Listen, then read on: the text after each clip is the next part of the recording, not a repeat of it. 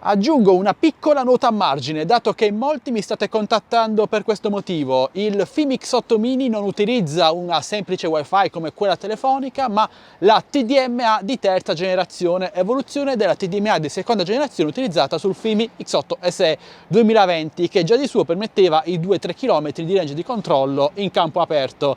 Non so perché in rete qualcuno sostenga che sia una semplice Wi-Fi, vabbè, io ve l'ho detto.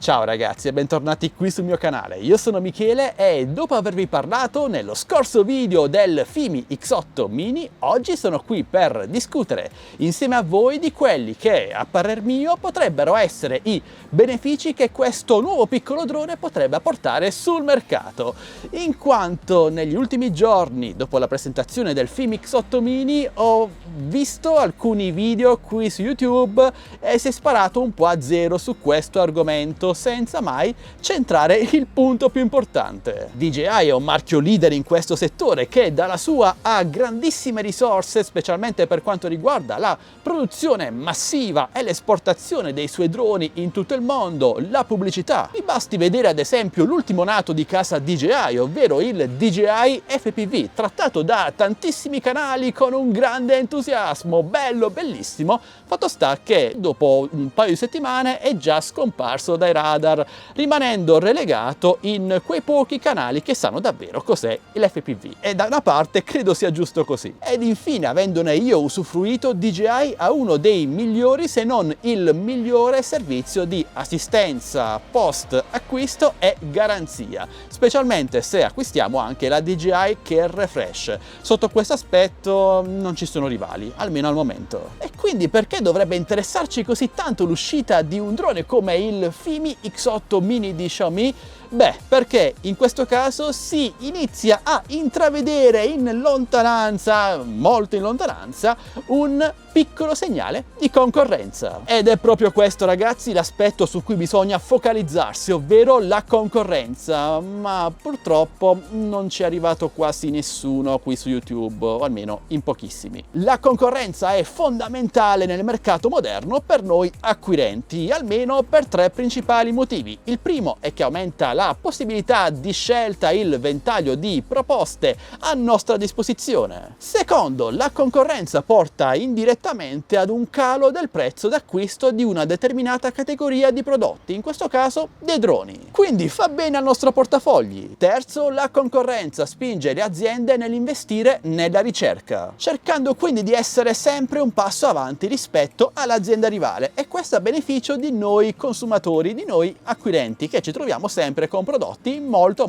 aggiornati e non un more of the same, ovvero un prodotto identico al precedente ma rilanciato sul mercato ad un prezzo più alto. Vi dice nulla? Amici, vi faccio un esempio molto banale. Poniamo caso che la Apple fosse l'unica azienda al mondo a trattare smartphone. Cosa succederebbe? Beh, succederebbe che, non avendo l'azienda Apple nessuna concorrenza, avendo il dominio, il controllo totale del mercato, potrebbe decidere a proprio piacere quali sono i prezzi di vendita degli smartphone, in quanto non c'è concorrenza, non c'è altra scelta. Apple la fa da padrona e è libera di proporre i suoi prodotti al prezzo che preferisce, anche a 10 volte il prezzo attuale dei loro telefoni, che di certo non è molto basso nemmeno ora. E forse lo avete pensato anche voi, questo comportamento che vi ho appena detto lo stiamo iniziando a vedere da parte della DJI, che, forte della sua supremazia sul mercato dei droni, inizia a lanciare sul mercato droni un po' a raffica, generando non poca confusione verso noi consumatori, con prezzi che, almeno a parer mio, vanno ben oltre la soglia massima ammissibile come differenza di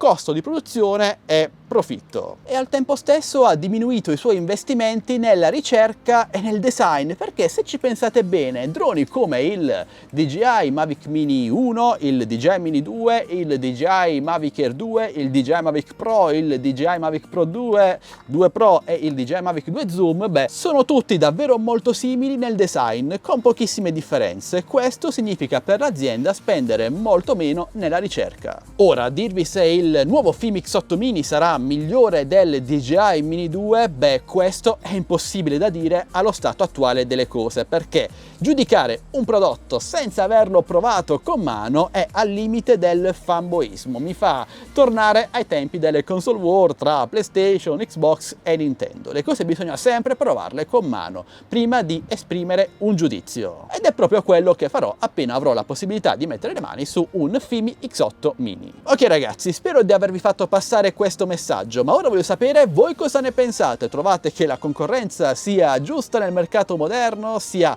a nostro beneficio oppure no? Beh, parliamo di questo argomento qui sotto nei commenti. E se avete dubbi o domande, non esitate a chiedere lasciando un commento. Io sono come sempre a vostra totale disposizione. E se questo video almeno un pochino così vi è piaciuto, beh, potete supportarmi molto semplicemente lasciandomi un like, un commento, una condivisione, iscrivendovi a questo canale e attivando la campanellina per non perdervi le notifiche dei miei nuovi prossimi video. E perdonatemi se negli ultimi giorni il mio sfondo è il mio giardino, chiamiamolo così, ma non possiamo muoverci più di tanto qui in Puglia, lo sapete bene cosa sta succedendo, quindi mi devo un po' arrangiare. Comunque ragazzi, detto questo, io vi invito a lasciare un bel like e vi do appuntamento al mio prossimo video, sempre qui vogliate, sempre qui su Addicted to Tech. Alla prossima, ciao ragazzi!